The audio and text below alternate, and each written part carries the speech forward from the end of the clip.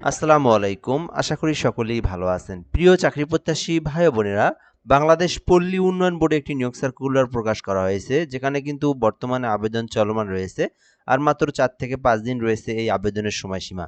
এবং এটি কিন্তু একটি সরকারি নিয়োগ সার্কুলার, যেখানে কিন্তু বেশ কিছু পদের রয়েছে। ৮৫টি পদ রয়েছে, ৭টি ১০টি। অষ্টম এসএসসি, এইচএসসি, অনার্স ডিগ্রি সকল শিক্ষাগত যোগ্যতার জন্য পদের সংখ্যা রয়েছে। কিভাবে আবেদন করবেন বিষয়টা দেওয়া রয়েছে, আমি আপনাদেরকে দেখায় দেব।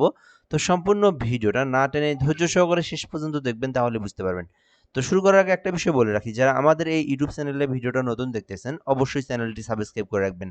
তাহলে বাংলাদেশের সকল নিয়োগ সার্কুলারগুলো কিন্তু আপনি ইউটিউবের মাধ্যমে আমাদের মাধ্যমে সবার আগে জানতে পারবেন। আর আমাদের একটা ফেসবুক পেজ রয়েছে, এই যে জব প্লাস বিডি, এইখান থেকে যারা ভিডিওটা দেখতেছেন অবশ্যই পেজটি ফলো দিয়ে রাখবেন। বাংলাদেশের সকল নিয়োগ সার্কুলার আমরা কিন্তু ফেসবুকেও দিয়ে থাকি। তো যে যেখান থেকে দেখতেছেন অবশ্যই আমাদের সঙ্গে যুক্ত থাকবেন। তো এটি হচ্ছে বাংলাদেশ পল্লী উন্নয়ন বোর্ডের নিয়োগ সার্কুলার।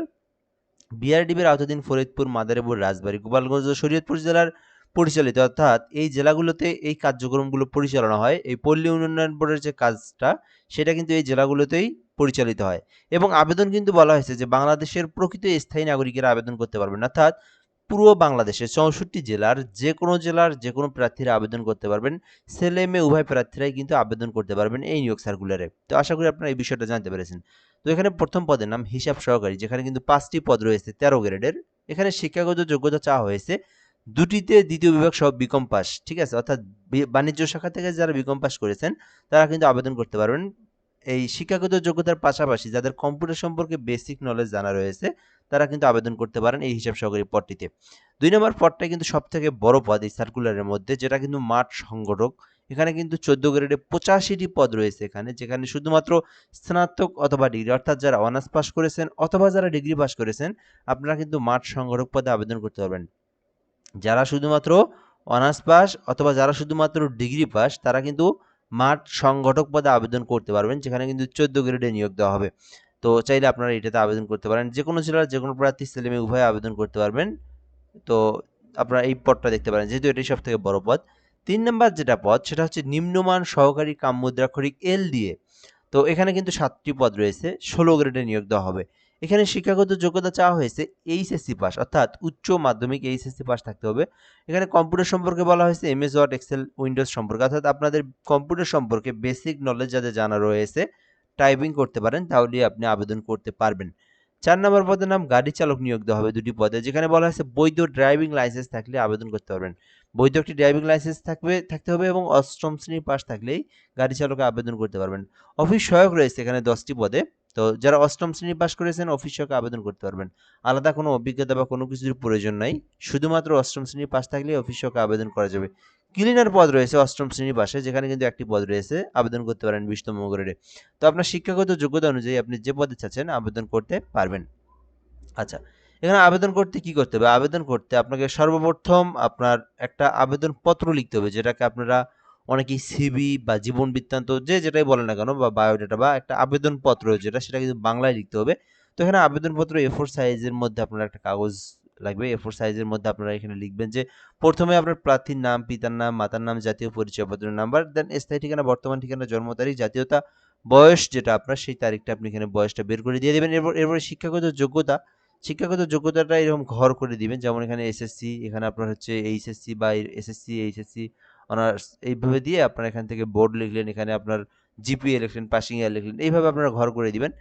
এরপরে যদি আপনার কোনো অভিজ্ঞতা থেকে থাকে, আদারওয়াইজ কম্পিউটারের অভিজ্ঞতা বা যদি কোনো একটা অভিজ্ঞতা থেকে থাকে, এর আগে কোনো চাকরি করেছেন, সেটা দিবেন। নম্বরে বলা হয়েছে যে MICR পে অর্ডার, অর্থাৎ ব্যাংক ড্রাফট। তো ব্যাংক ড্রাফট কত টাকা কিভাবে করবেন এটা আমি আপনাদেরকে বলে দিচ্ছি জাস্ট একটু। বাট এখানে আপনারা ওই যখন আমি বুঝিয়ে দেবো তখন বুঝবেন। ওই ব্যাংক ড্রাফটের নম্বরটা এখানে দিবেন এবং তারিখ ও ব্যাংকের নাম দিবেন। এবার পরে দিতে হবে মোবাইল নাম্বার, অর্থাৎ আপনার সচল মোবাইল নাম্বার, যে মোবাইল নাম্বার আপনাকে যোগাযোগ করে ডাকা হবে আপনার সঙ্গে, সেই নাম্বারটা দেবেন। দিয়ে কিন্তু আপনাকে আর ওই আবেদনপত্রটি কিন্তু পাঠাতে হবে, যার নামে দরখাস্তটা করবেন তার নাম, সেইটার নাম হবে নির্বাহী পরিচালক, উৎপাদনমুখী কর্মসংস্থান কর্মসূচি, পিইপি, সদর দপ্তর, ফরিদপুর। এই যে এই ঠিকানায় কিন্তু আপনাকে আবেদনপত্রটা লিখতে হবে, ঠিক আছে? এই যে এই বরাবর আবেদন করতে হবে।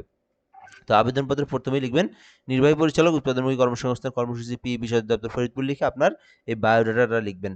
বায়োডাটা লেখার পরে আপনাদেরকে আরেকটা কাজ করতে হবে, সেটা হচ্ছে আপনার কিছু কাগজপত্র ফটোকপি করতে হবে, যেখানে 3 কপি ছবি লাগবে, আপনার পাসপোর্ট সাইজের ছবি, শিক্ষাগত যোগ্যতা সনদপত্র। যদি আপনি অনার্স পাশের কোনো পদে আবেদন করেন তাহলে এসএসসি, এইচএসসি, অনার্স সার্টিফিকেটগুলোর ফটোকপি করবেন। দেন এখানে আপনার কম্পিউটার সনদ যদি থেকে থাকে সেটা দিতে পারেন, এটা কিন্তু অপশনাল, থাকলে দিবেন, না থাকলে নাই।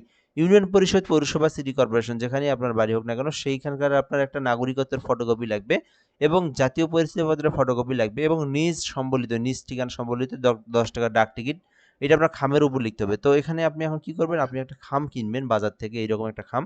তো এই খামের উপর এই যে আপনি এই 10 টাকার ডাক টিকিটটা এখানে যে কোনো এক জায়গায় কর্নারে লাগাই দিবেন। এটা আপনি ডাক যোগাযোগে পাবেন, অর্থাৎ আপনার পোস্ট অফিসে, নিকটতম যে কোনো পোস্ট অফিসে গেলে আপনি এই 10 টাকার ডাক টিকিট পাবেন, বা লাইব্রেরিতেও আপনি পাবেন, যেখানেই যান পাবেন। 10 টাকার ডাক টিকিট নিয়ে খামের উপর দিবেন এবং আপনার এই কাগজপত্রগুলো আর এই যে আপনার উপরের যে দরখাস্তটা, এটা আপনাকে কিন্তু এই খামের মধ্যে দিতে হবে। তার মধ্যে আরেকটা জিনিস করতে হবে, ব্যাংক ড্রাফটটা। তো এই ব্যাংক ড্রাফটটা কিভাবে করবেন সেটা বলে দিচ্ছি। তো এখানে বলা হয়েছে কেউ যদি 1 থেকে 4 নম্বর কর্মীকের মধ্যে আবেদন করে তাকে 100 টাকা, এবং কেউ যদি 5 থেকে 6 এর মধ্যে আবেদন করে তাকে 50 টাকা। অর্থাৎ কেউ যদি 1 থেকে 4, এখানে আমি পদের নামগুলো দেখাই দিচ্ছি, 1 থেকে 4 এর মধ্যে কেউ আবেদন করলে 100 টাকা, আর নিচের দুইটাতে আবেদন করলে 50 টাকা পে অর্ডার করতে হবে। এটা কিভাবে করবেন? এটা করার জন্য বাংলাদেশের যে কোনো একটা ব্যাংকে যাবেন। কোন ব্যাংকে? প্রাইভেট ব্যাংকে গেলে হবে না, সরকারি ব্যাংকগুলো যেমন সোনালী ব্যাংক, রূপালী ব্যাংক, পূবালী ব্যাংক, জনতা ব্যাংক, অগ্রণী ব্যাংক, এরকম যেকোনো একটা ব্যাংকে যাবেন। আপনি যেখানেই থাকেন, যে জায়গাতেই থাকেন, যেকোনো একটা ব্যাংকে গিয়ে দেখবেন যে টেবিলের সামনেই রুমে, মানে ব্যাংকে প্রবেশ করতেই দেখবেন একটা ঝুড়িতে ফর্ম থাকে, বা ওনাদেরকে বললে আপনাকে একটা ফর্ম দিবে, ঠিক আছে? জাস্ট ওই ফর্মের মধ্যে উপরে আপনি মানে কোথায় পাঠাবেন, আপনি টাকাটা কার নামে পে অর্ডার করবেন, আপনি এই যে এই নামে পে অর্ডার করবেন, নির্বাহী পরিচালক পিইবিবিআরডিবি লিখবেন, ওইখানে কার নামে পাঠাবেন ওইখানে প্রথমেই লেখা আছে এই নামটা এখানে দিবেন, ওখানে তারিখ লিখবেন, আপনার নাম লিখবেন। আদারওয়াইজ ফর্মটার মধ্যে অল্প কিছু তথ্য থাকে, ওইটা পূরণ করে ওনাদেরকে দিবেন। তো যে পদে আবেদন করবেন সেই সমতুল্য টাকা দিবেন। দেওয়ার পরে ওনারা কিন্তু আপনাকে একটা ব্যাংক ড্রাফট দিবে, অর্থাৎ আপনাকে একটা কিন্তু ব্যাংকের চেক দিবে, ঠিক আছে? পে অর্ডার বা ব্যাংক ড্রাফট যেটাই বলেন, চেক বলি আমরা। তো ওইটা আপনাকে দিবে, ওইটা কিন্তু আপনাকে নিয়ে আসতে হবে। নিয়ে আসার পরে ওই চেকটা কিন্তু ওই খামের মধ্যে কাগজপত্রের সঙ্গে কিন্তু আপনাকে দিতে হবে। আবার আরেকটা কাজ করতে হবে, ওই যে আবেদন পত্রটার কথা বলছিলাম, এই নাম্বারে, ওই নাম্বারে ওই ব্যাংকের চেকের মধ্যে একটা পে অর্ডার নাম্বার রয়েছে, ওই অর্ডার নাম্বারটা লিখবেন আর তারিখ লিখবেন, যে তারিখে আপনি ব্যাংক ড্রাফটটা করছেন এবং কোন ব্যাংক থেকে করছেন সেই ব্যাংকের নাম দিবেন। তাহলে কিন্তু আপনার সব কিছু ওকে। আদারওয়াইজ এখন কি করতে হবে, আপনাকে কিন্তু তথ্যগুলো পাঠিয়ে দিতে হবে, ঠিক আছে? তথ্যগুলো কোথায় পাঠিয়ে দিবেন, কিভাবে পাঠাবেন? তথ্যগুলো পাঠানোর প্রসেসটা হচ্ছে, আপনি খামের মধ্যে সকল কিছু লেখার পরে প্রথমে আপনাকে কি করতে হবে, খামের উপরে প্রথমে লিখবেন এখানে পদের নাম, এরপরে মোবাইল নাম্বার, এরপরে আপনি এখানে একটা টান দিয়ে এখানে প্রেরক লিখে আপনার ফুল ঠিকানাটা লিখলেন, এরপর প্রাপক লিখে আপনি এখানে লিখবেন এই যে নির্বাহী পরিচালক, এই যে এটা লিখবেন, ঠিক আছে? এখানে লিখবেন নির্বাহী পরিচয়, এই যে এই জায়গায় লিখবেন নির্বাহী পরিচালক, উৎপাদনমুখী কর্মসংস্থান কর্মসূচি পিইপি, বিআরডিবি, এলজিডি ভবন, 2য় তলা, জেলা পরিষদ চত্বর, কমলাপুর, ফরিদপুর। এই ঠিকানাটা আপনি সুন্দর করে ঘরের মধ্যে লিখবেন। লিখে আপনি কুরিয়ারে হোক, ডাক যোগাযোগে হোক, যেমনি ইচ্ছা তেমনি হোক, ঠিক আছে? আপনি নিজে গিয়ে হোক, এক কথায় যেভাবেই হোক, এই কাগজের যে আপনার ফাইল, যেটা যে খাম, যেটা এটা খামটা আপনাকে পাঠিয়ে দিতে হবে। তো কুরিয়ারের মাধ্যমেও দিতে পারেন বাংলাদেশের যে কোনো জেলা থেকে, তারপর আপনি ডাক যোগাযোগের মাধ্যমেও দিতে পারেন, সেটা আপনার ইচ্ছা। এভাবে দিলে আপনার আবেদনটা কিন্তু সম্পূর্ণ হয়ে যাবে। তো আশা করি আপনারা এই নিয়োগ সার্কুলার সম্পর্কে সকল তথ্যগুলো এই ভিডিওর মাধ্যমে জানতে পেরেছেন। ভিডিওটা এ পর্যন্তই, ধন্যবাদ, ভালো থাকবেন, আসসালামু আলাইকুম।